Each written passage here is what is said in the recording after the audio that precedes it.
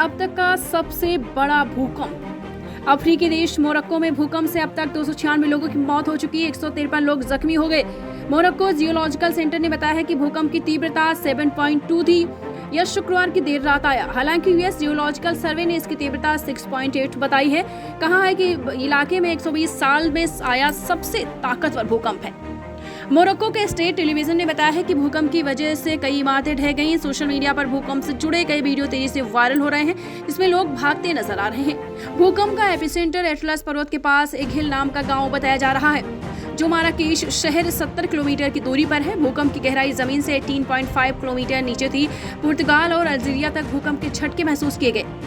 भूकंप से इमारतें मलबे और धूल में तब्दील हो गईं। यूनेस्को की विश्व धरोहर ऐतिहासिक माराकेच में पर्यटकों का ध्यान खींचने वाली लाल दीवारों के कुछ हिस्से भी क्षतिग्रस्त हुए हैं। यूएस जियोलॉजिकल सर्वे के मुताबिक उत्तरी अफ्रीका में भूकंप काफी दुर्लभ है। इससे पहले 1960 में अगादिर के पास 5.8 तीव्रता का भूकंप आया था, जो अब तक का सबसे बड़ा भूकंप है। दीक्षांत एडुटेक लाया है दीक्षांत ई लर्निंग ऐप। बने दीक्षांत का चैनल पार्टनर और अर्न करें लाखों रुपए प्रति महीने। चैनल पार्टनर बनने के लिए विजिट करें www.dikshans.com। आपकी जानकारी के लिए बताना चाहेंगे आखिर भूकंप आता कैसे है। हमारी धरती की सतह मुख्य तौर पर 7 बड़ी और कई छोटी छोटी टेक्टोनिक प्लेट्स से मिलकर बनी है। ये प्लेट्स लगातार तैरती रहती हैं और कई बार आपस में टकरा जाती हैं। टकराने से कई बार प्लेट्स के कोने मुड़ जाते हैं और ज्यादा दबाव पड़ने पर ये प्लेट्स टूटने लगती हैं। ऐसे में नीचे से निकली ऊर्जा बाहर की ओर निकलने का रास्ता खोजती है और इस डिस्टरबेंस के बाद भूकंप आता है। इससे जमीन में फॉल्ट लाइन्स बनती हैं।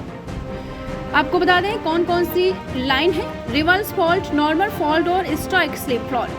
जो रिवर्स फॉल्ट है वो भूकंप के दौरान जमीन का एक हिस्सा ऊपर की तरफ उठता है। नॉर्मल फॉल्ट, इस फॉल्ट में जमीन का एक हिस्सा नीचे की तरफ चला जाता है। एक है strike slip fault. Tectonic plates में घर्षण होने की वजह से जमीन का एक हिस्सा आगे या पीछे की तरफ खिसक जाता है। 11 मार्च 2011 को जापान में 9.1 तीव्रता का अब तक का सबसे शक्तिशाली भूकंप आया था। इस भूकंप ने न सिर्फ लोगों की जान ली, बल्कि धरती की दूरी को 4.4 से 10 इंच तक खिसका दिया था। आपको बताते चलें, जापान भूकंप के सबसे ज्यादा संवेदनशील क्षेत्र में है। यह पैसिफिक रिंग ऑफ फायर क्षेत्र में आता है।